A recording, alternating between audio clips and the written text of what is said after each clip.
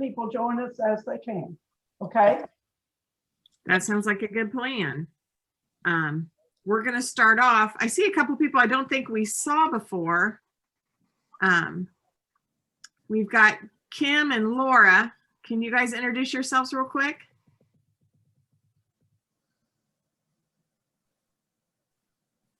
I don't know if they will or not. Hi, this is Laura. I'm driving, so I can't participate. Oh, very that's well. okay. Well, I'm glad you're listening in. That's great. I'll be stationary soon, but I'm still on my way home from work. Okay, you do that. All right. I will go ahead and get started. Tonight, I'm going to share my screen. We're going to be talking about vocabulary. Marsha, glad to see you. Hello, Marcia. Hi, ladies. Now, Marcia, are you going to be okay if I share your Flipgrid introduction? Sure. Okay. First, I'm just going to start talking about Donna and I. Whoops, I stopped sharing. Share screen. Okay, so we are going to be talking about building vocabulary skills through the curriculum, and we're going to be using a lot of the same technology pieces that we used last week, just maybe a little more in depth. We're going to be looking at Flipgrid and Jamboard as a part of that, and just talking about incorporating vocabulary and how to assess it, especially more interactive vocabulary. I think it's one of those things we traditionally look at that's seems more isolated, and so we want to get kids active with it. Last week, we had you do a homework assignment where you were supposed to go in and create a Flipgrid introducing yourself. And since Marcia has given us permission, I'm going to share hers. So let me see. Stop sharing my screen a minute, and I'm going to share let me make sure my Flipgrid's open.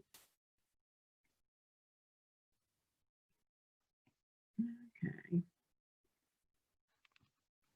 Screen. All right, here's our Flipgrid, and we did introductions. And here we go. Hello, third time's a charm. I've tried this 3 times now. My name is Marcia Sparks. I teach 6th grade English at Richlands Middle School. This is my 2nd year in English with a mostly math background. So that's been a challenge for me, but I'm enjoying it. This year, of course, is a challenging year for us all, and my goal for this year is just to try to have some student engagement. That's hard in a classroom where we have to wear masks and sit so far apart. I love for my students to be able to do group work and collaborate more, but that has proven to be a challenge that I'm just trying to work through.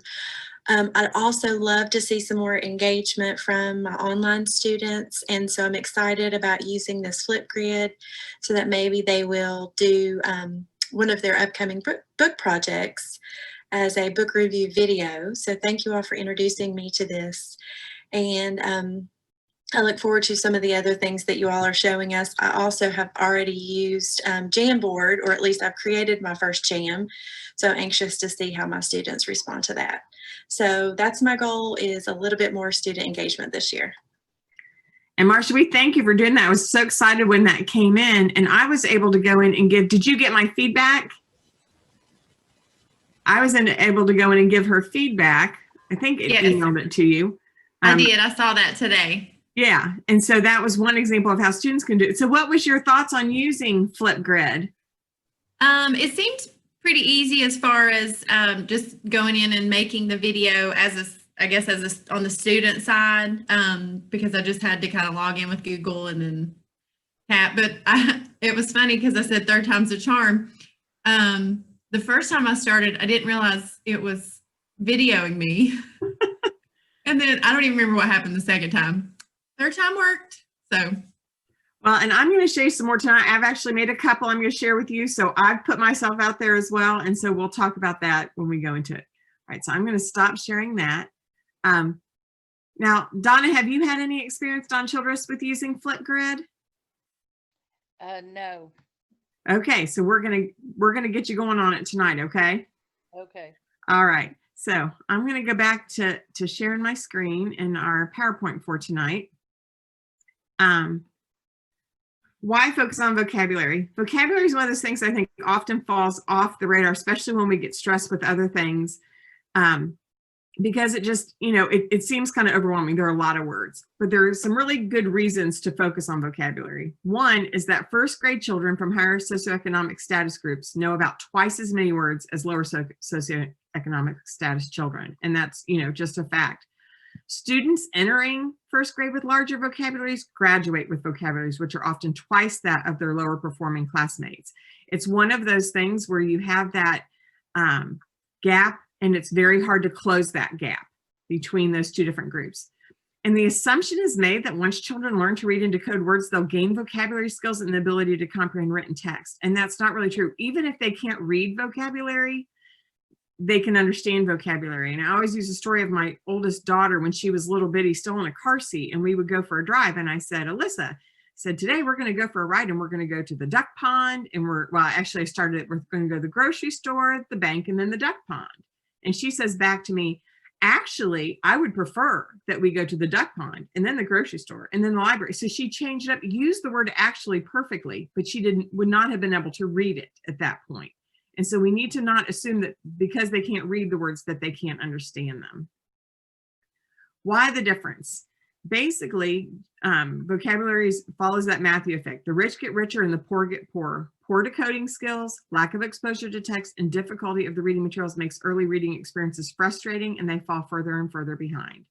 There's also language socialization factors in terms of what is read in the home and what they share. And there's this thing, and it comes to my mind constantly, called the fourth grade slump. And that's where if kids don't make that transition from learning to read to reading to learn, and vocabulary is a big part of that, they really see a decline in their academic ability. So some of the debate that comes up anytime we talk about vocabulary, and this comes from researchers, it's, how do you define the word term in vocabulary?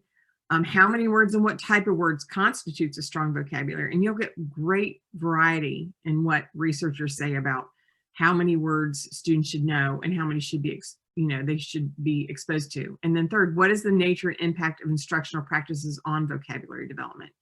And what often ends up happening is we give up. We're like, there's just too many words, or we focus just on content area vocabulary, and we don't kind of close that gap. So tonight we're going to really look at some ways that we can close that gap, different ways to look at the vocabulary you teach, and then how to teach them and engage our students. There's basically kind of 4 levels of word knowledge, and they really, that impact the kind of breadth and depth of the true knowing of words. So how many words kids know and to what level they know them. In stage 1, they never saw it before. You share the word and they're like, don't know it, never heard it, have no idea. Stage 2, they heard it, but they don't really know what it means. And then stage 3, they start to recognize it in context and they think it's similar or related to something else they know. And then stage 4 is they know it well. They can read it, they can use it in conversation, they can use it in writing. And really our ultimate goal is that we get as many words as we can into that stage 4 where they really know, are able to use it. One of the words that came up when I was doing some research at an elementary school on vocabulary was, it just left me. I'll think of it, but I hate that. I'll think of it. Anyhow, we'll talk about some other examples. I can't believe I lost it. It'll come back to me. Regurgitate was the word. Regurgitate. And so it came up in one of the stories, and these little 2nd graders had not heard that word before, and they just thought it was so funny. And so they're lining up for lunch and they're saying, I hope I don't regurgitate my lunch. But it was just something that they had an opportunity to use and learn, and something that was just kind of sweet to see that they would be able to kind of understand that word and use it. And it's not something you would see in everyday writing. It's not something come across, but they loved it for that day. So which words? One of the really great resources for teaching vocabulary is this word called Bringing Words to Life. And this is a 2nd edition of it. It's written by Isabel Beck, Margaret McCowan, and Linda Kukin. And they kind of divide words into 3 different tiers, which kind of helps in determining what words to teach. Where should you put your time and effort? Where are you going to get the most, I always like to say, bang for your buck? And so the 3 tiers that they have, tier 1 is common words and sight words, and those often do not require a lot of instruction. So things that are kind of everyday words that students can pick up and learn, sight words, you might need a little bit of instruction, but there's something that come pretty easily. Tier 3 are your content area vocabulary words. And what's nice about those is they traditionally have kind of one definition. So they're related to specific science, social studies content, or even a specific domain of learning. And they really have one definition. So those are the ones you look up in the dictionary. There's one definition. It's easy. You write it down and you know it. Tier 2 is where students really struggle. And that's because these are the descriptive words, something like regurgitate, that you probably aren't going to hear in everyday language. It's not something people use very often. It's usually found in written text, which explains that lack of comprehension that comes about as a result of not having that interaction with text. And so those are words that students you're gonna get more use out of because they'll come over them time and time again in their reading. And I'm going to show you some examples of some of those different words. So here's some of our tier 2 words like baby, clock, walk, dog, run, cat. Things that even if they don't know instantly, that it won't take much for them to learn. They're used in everyday conversation. They're easily understood by most students, and they rarely require intensive instruction. So, especially like things like sight words and things, there's just not a whole lot of deep meaning to those, and they can be explained pretty quickly. Tier 2, this is where we really get into what students need. And these are those descriptive words like elegant, solo, sprinted, hero, pout, furious, things that when you look them up in the dictionary, often they have more than one definition. They'll be used quite often in written text, things that they will come across as the reading and may not understand. And so this is where we really want to put our time and energy. They're found in written text, and they're primary adjectives and often have multiple meanings. And so these are the ones we really need to look at the context with which they're used in order to help students understand them. And then tier 3 are more your content area vocabulary: isotope, lathe, peninsula, thermometer, piano, caterpillar, limited to specific domains or content, and low frequency of occurrence in written text. So what I'm going to do now is I'm going to stop sharing this, and we're going to do a little Jamboard activity kind of as a group to look at some different words and kind of categorize them according to those definitions that we just looked at. So I'm going to stop sharing that screen. Let me make sure I've got my Jamboard up here and ready. All right, now let me share my screen. Marcia, what did you do with Jamboard this week? Did you just put together a random jam, or did you have something that you wanted to use it for? Well, actually, when you all showed the Jamboard the other day, it kind of brought up an activity that I did a month or so ago. I created a plot diagram in Google Slides. I put in the events, and I had my kids sort them into what part of the plot that they would go under. However, in Slides, they really had a hard time clicking and dragging, and it just very user friendly. So I made a plot. I did the same thing. I added the events on sticky notes, and so I've got it made. I haven't assigned it yet, but it seems even just myself easier to move the sticky notes and to use than the Slides diagram did. Yeah, I do think it's much better for for being able to drag and sort. I actually used it with my pre-service teachers this week on doing word study, and we were sorting words and it really is good for that. Donna, Childress, have you had any experience using Jamboard? No, not with All right, me. well, we're going to teach you. It's very easy. It's part of the Google Suite. So if you have access to Google Suite, you have it. I see some other people on here who don't have their cameras. Feel free to jump in and add comments, even if you don't have a camera. We'd love to hear what you're doing with Jamboard or Flipgrid or any other kind of technology resources. So I'm going to go ahead and share my screen so you can see the Jamboard I created today. And I love Post-it notes anyway, so Jamboard is something I naturally was drawn to. I'm going to show you just kind of quickly, Donna, Childress, how to create one. This one is one that I've created that has, is called Tier Word Sort Jam. And so that's what we're doing for class. But if I were to create a new one, this is what it looks like. It's in, like I said, your Google Suites. and you can come over here and it says sticky notes, and it just creates a sticky note. And so you could put in anything you wanted. You could put in words, or you could put in students.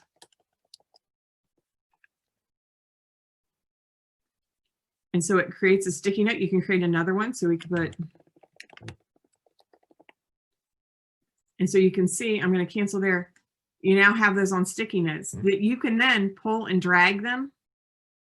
And your students can do this as well. So you can demonstrate with them. You can add in text boxes, which is what I did to put our categories. And so we could put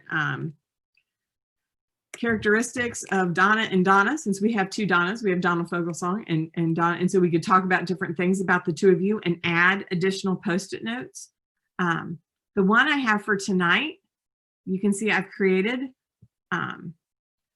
I've got our headings up here, which are the tier 1 basic words that are easily understood. I have tier 2, which are descriptive in written text and have multiple meanings. And then I have tier 3 that are content area and specific domain. And so if I click on those, you can see that they're a text box, and you can move the text box. You can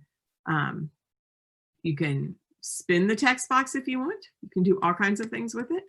And then you can also sort the vocabulary. The vocabulary I'm sharing with you here. So I'm going to kind of model, just kind of going through this process. And I've done this with my students, and I've done it in other professional development. It's always interesting to see where people think different words would go. But these words came from, and so you can insert pictures. So I insert a picture of the book that I took the vocabulary from, and this came from No Starry Nights. I thought it was a good kind of middle range book for the group that we're working with, and had some really good vocabulary.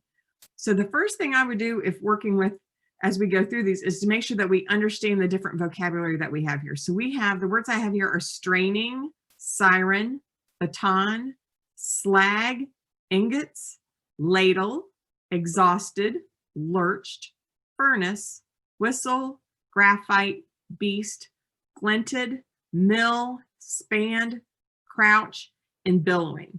So I would like those of you who can see, and I can see you, if you want to tell me where you think, we'll pick a word and see if we can decide where we think it goes in terms of these categories. I'm going to drag these down a little bit. You can see how easy it is to drag them. So if we were starting with the word straining, would you think, and I'm going to primarily talk to Donna and Marcia because I can see them, but if other people can see what we're doing and want to jump in, I would love to hear what you have to say.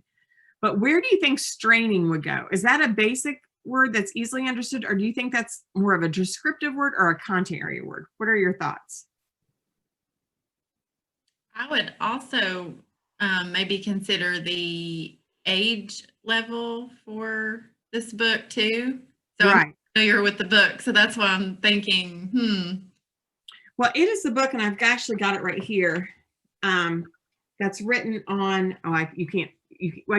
Can you see me, or are you just seeing my screen? No, but I can see. It's about mills, people working in mills, and the fact that they couldn't see the sky because there was so much pollution in the air. And so it's kind of a historical children's book about that time period. I will say that as you're categorizing vocabulary, sometimes it does make a difference in terms of the experience and background knowledge of your students. Things that we might assume are easily understood by some students are not easily understood by others. So that's one thing to consider. But just in terms of general, like, understanding of words, as we look at a word like straining, is that something that you think students use in everyday conversation, like a basic word that's easily understood? Is it something that's more descriptive or written in text and multiple meanings, or do you think it's more a content area or a specific domain?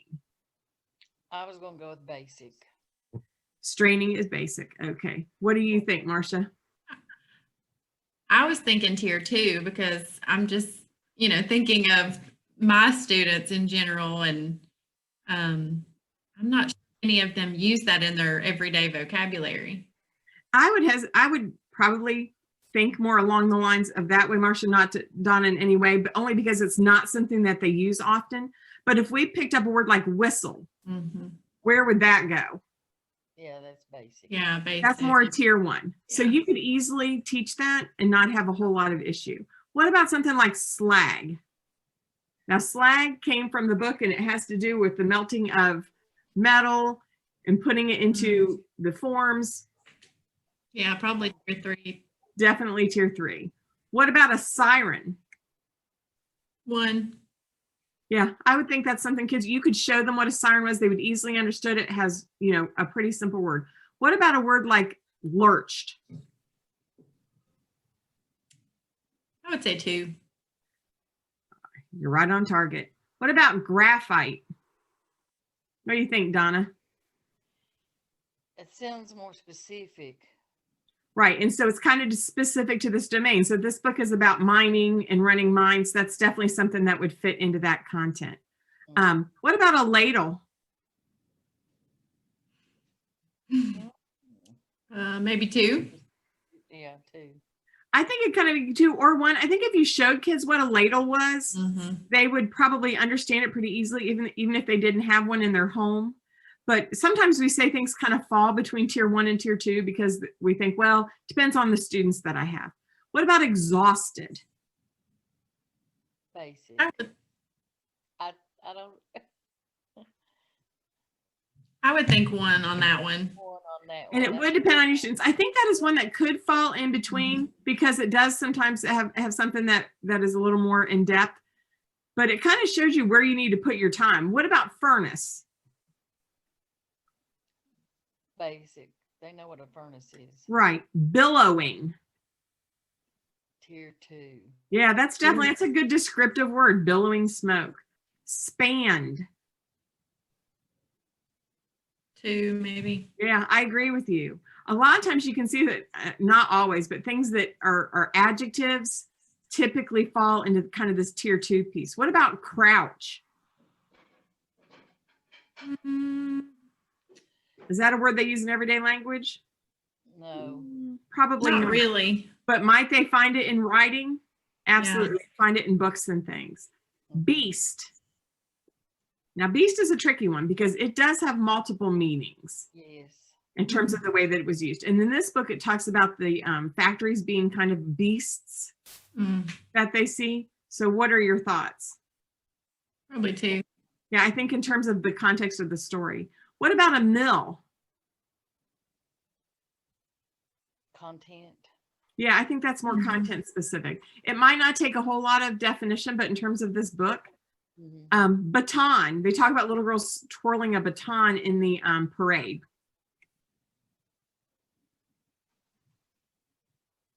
Maybe basic. Well, that one kind of is like, to me, is like ladle. Once they. I kind of agree with you. I think it could actually be tier 1 or tier 3. Like when I was a little girl, I had a baton. It was a common toy, but I don't know that it is as much anymore. What about glinted? Multiple meanings. Yeah. So if you look and see in terms of what would really, we started off with 3, 6, 10, 11 words on our sort.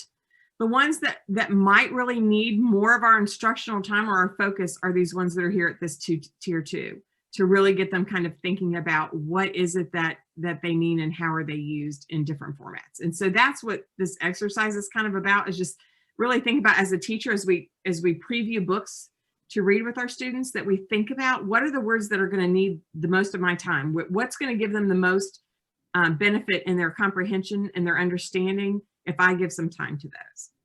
All right. Do you have any? Like that. I was just thinking I could have used that today.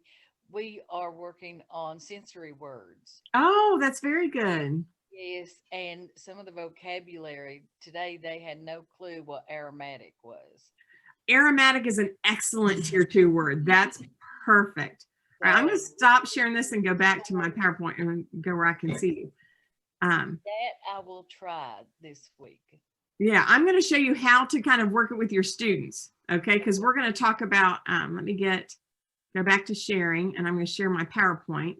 Okay, so that's Jamboard. So I think, you know, it's really pretty easy to just go in and play with it. You can find it right in your Google Suites, but I think it's a great online resource for being interactive. My students loved it this week. They each created their own and sorted words according to, for a word sort for word study, and they're graduate students and they absolutely loved it. So they actually knew more about it than I did.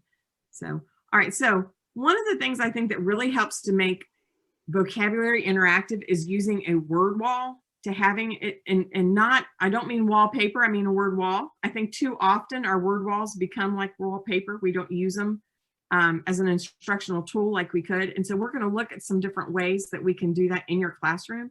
Do you have a word wall in your classroom? Is it something that you use? I don't. Have you ever had one, Marsha, or is it just something that you? No, I have. When I taught second grade, I did.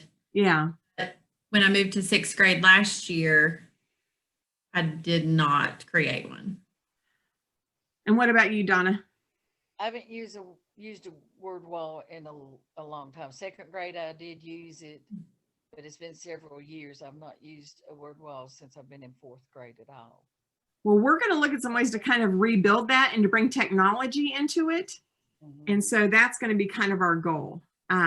So, you know, a word wall is a collection of words that can be developed appropriate for use by students in the classroom. So we want it something that they access and use, but not that they kind of just forget about. Words selected for specific instructional purposes, including to build vocabulary, aid with commonly misspelled words, and facilitate word analysis.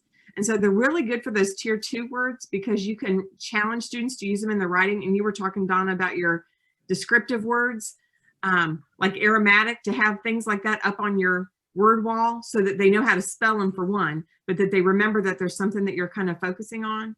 And they also provide visual scaffolding that temporarily assists students in independent reading and writing. So if you're really careful about what you identify and use it as an interactive tool, it's really a great resource to use in the classroom. So here we have word wall or word paper. They're usually organized traditionally, our word walls are traditionally organized and posted by teachers on a bulletin board, which is the way we remember them. Many word walls were put up prior to the students arriving for the start of school and remain unchanged for the duration of the year. Many word walls often offer a primary sight word or content area focus and aren't just more words that they would use, and they're often not referred to during the course of instruction. So it's kind of, are they decoration or are they resource tool? And so that's what we're kind of looking at. So when you display them, plan the number of words that will display and the amount of space needed.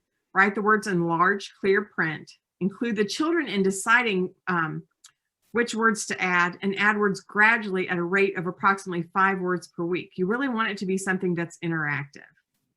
So they're all different types of word walls. The primary one I see as I visit classrooms is sight word vocabulary, and it's usually in younger grades is where you will see it. ABC word walls, where things are listed in order. Literature based, so focused on a specific piece of literature that's being read. Word study word walls, I've seen those as well if you're using the word study for your spelling and phonics instruction. Content area word wall, I actually saw a middle school social studies teacher in Franklin County that had a phenomenal word wall that she used constantly in her science class. SMARTboard word wall, which we're going to talk about. A personal or traveling word wall, one where they can kind of create it for independent use, and then a virtual word wall. So those are just some of the different types that I've seen and researched. So here's kind of your traditional sight word wall, which is great for young learners, but I would say this almost needs to be separate from one that you're using for instructional purposes in terms of building vocabulary, really building that word knowledge, that it's really more for just that ability to recognize those basic words. This is one for content area, and so you can see it's broken down by math, science, language arts, and social studies, and so adding those in there. But again, those are kind of more of your content area words, those tier 3 that really don't need as much instruction. They might need them more for spelling, or they might need a quick definition of them, but not as much to build that, to bridge that gap in their learning. And then this is more of an interactive word wall, and this is where students are adding things to it. And I love how it's got different kinds of things taped to it. So that's, you know, devoting a whole wall and having, it's almost a scrapbook of word, which I think is really kind of cool, but adding things to it. And then a SMARTboard word wall. And the nice thing about putting it on a SMARTboard type of device is that then you can also, as a class, sort and organize those words. It's easier to take them up and down off of the wall. And also it doesn't become like wallpaper, because it's something that you save and then you say, okay, now we're going to do writing, and these are the words that we talked about yesterday, and they come back up rather than just always being there, I think it kind of initiates that interest in using them. And then this is a personal word wall or word journal. And so we've got here, this is like a little folder, and it actually has in it the little things that you use for like to hold baseball cards, because they're cheaper than holding index cards, which is funny because they're almost exactly the same. And half of an index card fits perfectly in there. And so you can kind of make a personal word wall where they can have the words on one side, a definition on the other, or a sentence using it. But it's something that they can also, as they master vocabulary, you can use it for assessment, and they can kind of pull out the individual pieces and tuck them in a pocket with a paper clip so that they still have them, but that they're keeping it fresh, or also like a word journal. And so those are different ways that they can organize and keep up with their words. We are going to do a little Flipgrid word wall. And so I'm going to kind of share with you what I've created here and how you can add to it. This is from Circumference and all the King's Tens. And I picked 5 vocabulary from that word that I thought were kind of good tier 2 vocabulary words. We have impatience, pandemonium, briskly, blared, and cue, which are things that students don't often interact with in their everyday life or in their vocabulary, but definitely tier 2 words that could add to that comprehension knowledge. I'm going to stop sharing this so I can share with you the Flipgrid where they are. So let me find that.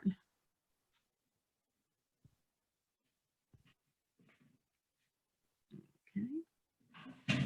Any questions so far? Is it sounding pretty good? Are we? Yes, there is, Nancy, there are some comments about Nearpod. Oh, okay. Some of them, I think Connie says she has been checking out Nearpod, and so far it's great. That is then definitely something we will add to the next. Nearpod is great. And actually I have a daughter who's a middle school teacher, and she's the one who's like, Mom, you got to take a look at Nearpod. And so we've been taking a look at the resources that are there. Yeah, and so we will include Nearpod when we do the comprehension part next week. Yeah, that would be great. Anything else? Donna Fogleson, it's confusing having 2 Donnas. I'm used to just one Donna. Anything else, Donna Fogleson, that we need to address before we move on to looking at this Flipgrid? W. Grunstra asks, are you in person or online? Are you talking about are you asking the other teachers or? Last week, we kind of talked about the fact that we were kind of in a mix. Depended on, yeah, what they, and so we tried to kind of develop things. She was asking Connie. Okay. But yeah, we will definitely take a look at that. Anything else, Donna, before I go on? And I don't want to skip over comments in the chat. I'm double checking, but I'm pretty sure Connie doesn't have a mic available. You've been using Nearpod. Chat is great. Yeah, we don't mind chat at all. Okay. All right. So what I've created, oh, where's my, this is this is an assignment that I would create for students. And so this was created by, once you log into Flipgrid, which is a free resource, and Marcia did it this last week, and she said it was easier than she thought it would be. Am I right, Marcia?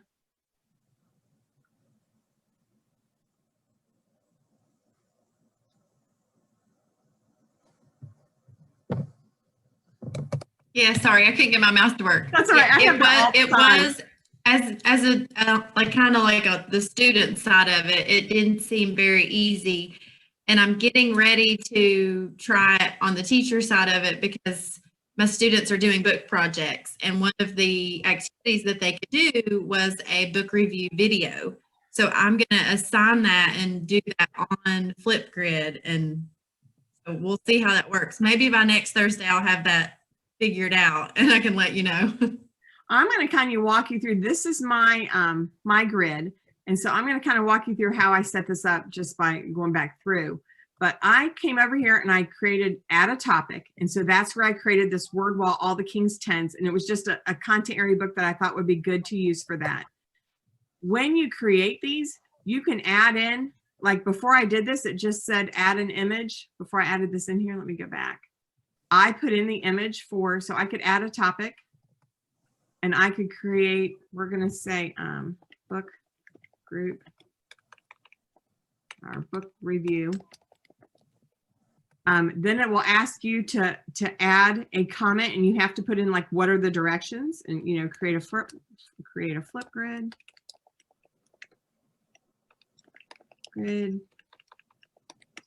Sharing your book of choice. I'm just gonna, so that you've got that, and you can put any directions you want in there, and then it'll have you can even put links in terms of like YouTube videos or things to help them. And then you can either have it by student email address, you can have it public. I've been creating mine public only so that you guys can access them easily, and then create topic, and it will create it.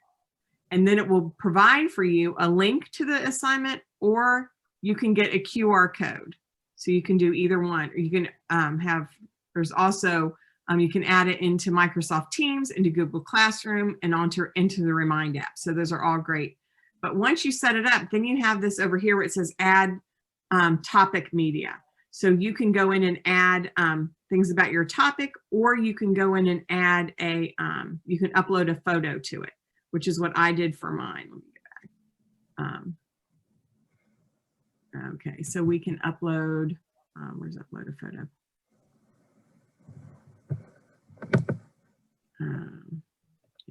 Okay, topic media, we just hit media. I don't know why it's not coming up. I added for this, for our book review, let's see. Let me go back to my discussions. Okay, so for this one, I added in just the picture of the book, and then here were the directions. And the directions for the students were select one of the words from our word wall and create a flip grid to share your definition. Be sure to keep your camera on and to be expressive when sharing your definition, and use the words. So here's the assignment. And then when we go into it, we look down here, and I've got two here that I've created. This is my first one. My word wall word is impatience. And impatience means that somebody gets frustrated or angry when they have to wait for something that might take a long time. I was able to add into that the word impatience and a picture to go along with it. So that, and then a comment can be added, but you can set it so that the teacher has to approve the comment. And so that's that one. And then I also added in, this is another one that I did a little differently. My vocabulary word is pandemonium. And pandemonium happens when a group of people get very loud and excited about something they're either happy about or angry about. An example of this was the pandemonium that happened on the field after the Dodgers won the World Series this week. So this could act as a classroom word wall. You can have your vocabulary set up, you can have your directions, and students can go in and create as many as they want. You could assign the words, or you can have them do different ones. To create one as a student, what you come in and you just come to the response, and it says that you want to action, and you want to record a response. So I'm going to actually kind of do one here for you. One of our words is brisk. So if I come down here, I think, let me double check.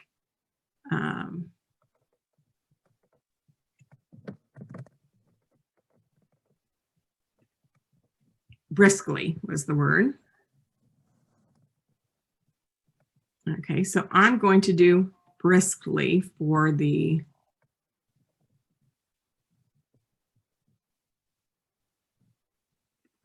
my word. So I'm going to come over here, and in effects, you can hit here and you can hit text, and it'll give you options of text. You can go classic. And so I'll put briskly, and I'm going to move it. Then you can kind of shift it down. So there's my word. I can change the font of that word. So I can make it any one of these. I can make it neon. I can make it typewriter. There's all the different options. I have a tendency to go with the classic. Then you can also add other effects. You can add in an image. You can put in an emoji. So you can search stickers, and we're going to say happy And so we can add an emoji, and then we can drag that. If we decide we don't want something, say, oh, that's not quite the one we wanted, we can delete it. So then to record it, once you hit it, and this is what Marcia was sharing with us, you just hit record, and you say, gives you the countdown.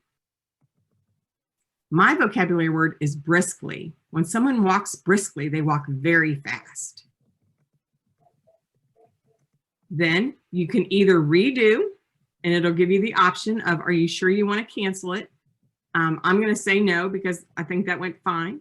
Then you just hit next, and it gives you a chance. My word is briskly. When someone walks briskly, they walk very fast. They give you a chance to modify it. You can also add, you can select upload a picture if you don't want to have that like a thumbnail. And so I could add, let me see, I'm just going to put, I have the Dodgers saved here, so I'm going to put them there, but it could be anything. You can add a picture, confirm. You can also add the word in there. Let's see. Edit. Oops. My vocabulary word is briskly. When someone next. Is it the title?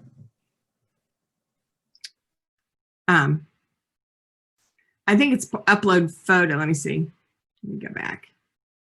All right. Next. Well, then you hit submit, and it'll put it into our words. Success. You get your fireworks complete, and then you can see now we have 3 options down here. It's the thumbnail that you're looking to do, so you can click that, and then you have 3 different vocabulary words already that students can use to access to do a word wall. So what we'd like to try is seeing if you're willing.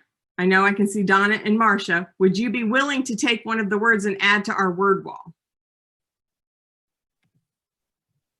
Sure. Okay. So I'm going to share with you the QR code so that you can scan it and give it a try. So let me go back. Let me share the screen and get to the QR code. Just put it in the chat and anybody can try it. If I'll put the code in. How's that? Yeah. Nancy, I was just noticing, so I downloaded the app on my phone. Yes. And that's how I did it. It did not do the 3, 2, 1 countdown. That's why I never knew that it was recording. Oh, well, that might explain it for sure. That Yeah. would be part of it. So here's the code. So you can either scan it, or so if you take your phone and take a picture, it will lead you right to it.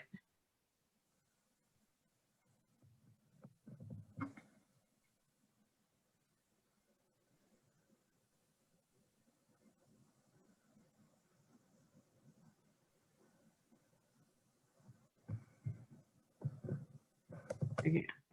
I'm going to stop sharing that for a minute. Did you get it, Donna and Marcia? And then we can put it in the chat. Donna, you Got it. I didn't get it. I just now got my phone. Oh, okay. I need one more. She's going to put it back up again. Okay. Here's the, let's see, share. QR code. Okay. I've got it. And you can pick any word you want, even just to practice with it.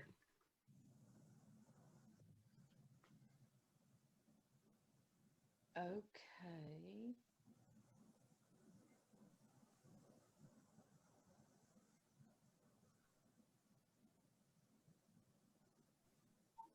Now, if other people who are not using their microphone or camera want to try it, you're welcome to do it as well.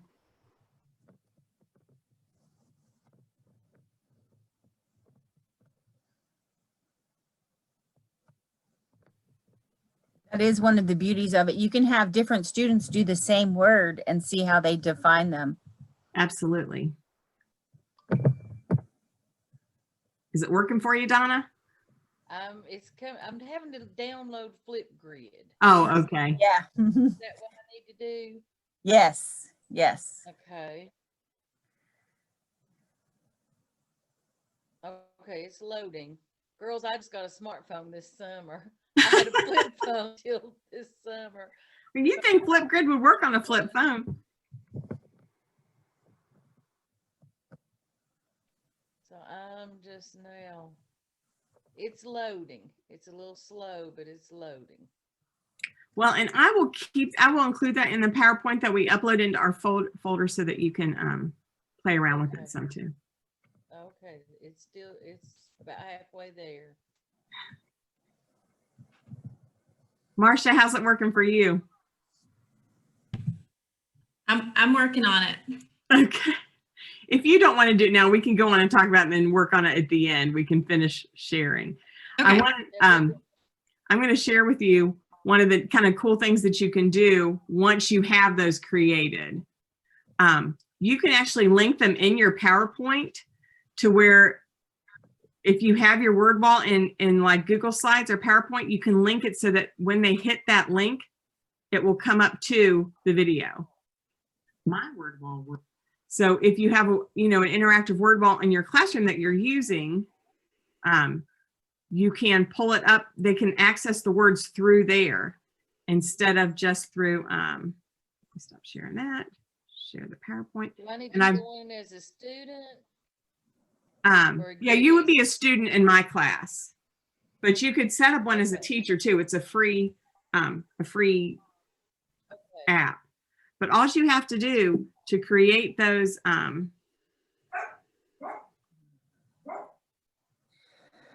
let's see. One of the cool things about this as well is you can have students who may, ESL students or students who may need extra support, they would have the ability, if you created this for them, to click on the words and see them and hear and listen to what they mean as they're listening to the story, as like an anticipation guide or something like that, so that they would know the vocabulary before they started listening to the story. Okay, I'm going to stop sharing for a second so I can show you how to do that link. When we're in, let me get my PowerPoint. When you're in the show, let me go back to sharing now. When you're in the show, all you have to do is highlight the word and right click and insert the hyperlink. And then you can link it back to your, and I'm going to just link a word we've already done. Let me see. Let me get back here to briskly.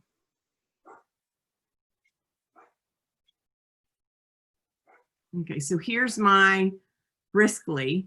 So I can share it. It will give you a link. You just copy the link. And then where you've put it in your PowerPoint, you just put that link here.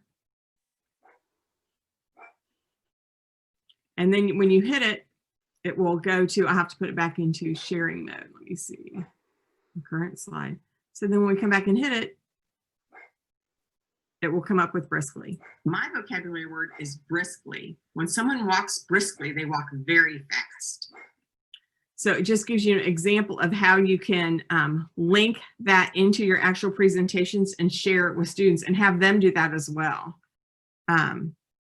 So I put the directions in here. You have to create a topic in Flipgrid and then have students select words or assign words to them to define using a Flipgrid video. Encourage them to use the effect options to include the word that they're defining in a picture that represents it. And that's also another way to assess their understanding if they have some sort of picture or image or emoji that they can use that represents it. Ask them to share an example of the word in a sentence or event. Allow them to share a comment on each other's post with following your review. There's a setting in Flipgrid where the teacher has to give permission for students to be able to share a comment, so they can put in a comment and then you have to give permission. And then link the videos to your Google Slides for future reference. So word wall activities include journaling. So having students write journals. You can play word wall bingo, guess the word, I spy, have them do concept maps around a specific word, or a visiting word or missing word. So if you have a word wall that you're working from, and then you put in, say, a visiting word that you want the students to look at for a day, you can add that and then actually take away words and see if they can figure out which ones have been taken away. Other options is using it to assess their mastery, volunteering to accurately answer questions during word wall activities, complete word wall activities with ease. So, are students able to do that? The Flipgrid is a great assessment of student word knowledge. Using vocabulary in class and during peer discussion, using words in multiple contexts, and utilizing words during classwork. So are they able, using the words from the word wall during classwork, are they able to do these things? Or a way to kind of assess their mastery. The goal is to encourage and track and assess the number and quality of the interactions the students have with given words, and to provide multiple exposures to develop the students' breadth and depth of word knowledge. We really want to get them not only a greater number of words, but a deeper understanding of them. So, and this is our Google folder that we will continue to add things to. And so we can put that in the chat so that we have it. Oops. I put it in the chat already. You wanted me to join. Okay, and I'm going to come back. Let me stop sharing and we'll help you with Flipgrid. Okay, Donna. You can usually ask you to join with Google. With your Google Pass, with your Google email.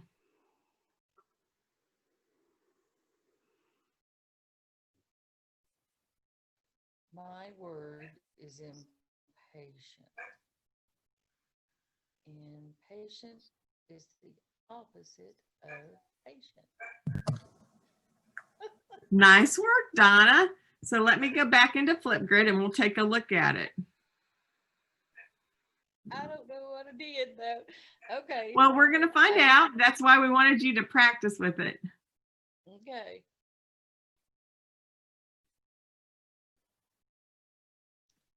So it has a check mark. But it affects. I didn't add a word. I didn't use this. You don't have to. I just want to show that you could do that. Just click on the camera and record it and hit next, and it should be there. So let's take a look and see. do I click a check? You know what? It is already there. Or no, Whitley. Let's see. No, mine's on The there. vocabulary word is briskly, which means in an active, quick, or energetic way. She walked briskly into the building. Very good. We got one. I don't see yours yet, Donna. So did you follow it through? Impatient is not. Oh, I can't even think. I'm doing a retake. Okay. Oh. Okay. My word is impatient. Impatient is not waiting for someone and being patient. I don't know what I'm trying. You know, it's okay to share the opposite of something. I mean, that's all part of vocabulary as well. If they understand what it means to be patient, then impatient, if they can understand the opposite, that's great. Okay. My word is impatient. The impatient is the opposite of patient. Waiting patiently. The student waited patiently for his name to be called. Now, okay, I didn't do the check. All right, let's see. I'll refresh and see if it's there. Do I click? Usually you just click next.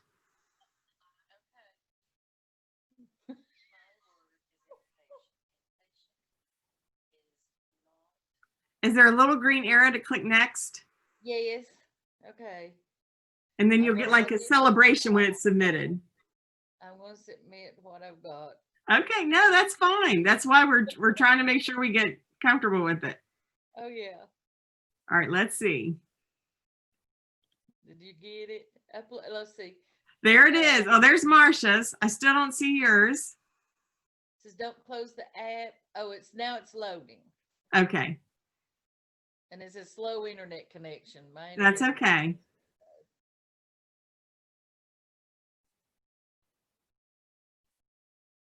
I'll show Marsha's well, if you're all right. Oh, My vocabulary word is blared, which means to make a harsh or loud sound. The fire truck siren blared as it flew by my house. Nice job, Marcia. How many tries did this one take? Just one this time. Yay. Yay. Our students are usually a lot more comfortable with it than we are in terms of, Okay. Yes, Whitley said in the comments that after everything shut down last year, she used, had students recap what they learned through the day, and they presented projects using it, but she felt like they got bored with it quickly, so she never required it, and her participation with it dwindled. She would say, don't use it too much. yeah, I think it would be something that you'd want to use for specific things. I think for vocabulary, in terms of having them share meanings and creating like a class interactive word wall where they can hear the words and hear other people explain them, I think is a good use for it. Yeah. And I do feel like our students' motivation with it comes more not from using it themselves, but seeing what their other peers have done with it. They really enjoy engaging with the other people's in the class with their Flipgrids, and doing it with more, not doing it individually, but doing it in small groups. They really seem to enjoy that as well. So that is our presentation for tonight. Same time, same place next week. And what we'd like to do next week is we'll look more into, we're going to be looking at comprehension, and we will pull in more Nearpod resources, since that's something that we, I think would be a good thing to add to that. How's it going, Donna? Did you get it submitted? No, it's a slow internet connection. My internet's usually pretty good here, but we've had a storm to move through, but it is loading. That is okay. See, I see it. So I'll keep watching for it. Okay. All right. Very good. Yeah, it's just loading, but you'll get some fireworks when it loads. It gives you like a celebration when it submits it. So anything else that you would like us to look at for the next time we get together besides Nearpod? Any ideas? Oh, I